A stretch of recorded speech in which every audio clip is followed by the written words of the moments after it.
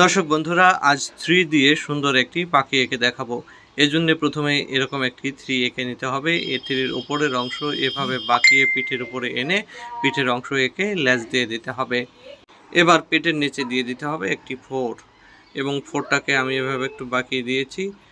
এবার তার মাথায় দিয়ে দিতে হবে ঠোঁট, এরকম 2 পার্টের ঠোঁট আমি দিয়ে দিলাম এবং একটা চোখ এঁকে মণি দিয়ে দিলাম।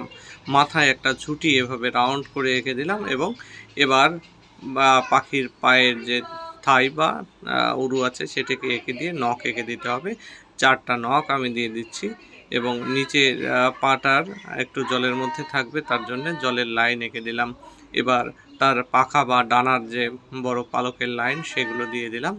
এরপরে এই আরেকটু লম্বা করে দিয়ে পালকের লাইনটা করলাম। মাথার ঝুঁটিটা আমি সুন্দর করে লাল করে দিলাম। তো কেমন লাগলো তোমাদের আজকের ভিডিওটি সেটি অবশ্যই কমেন্ট করে জানাবে।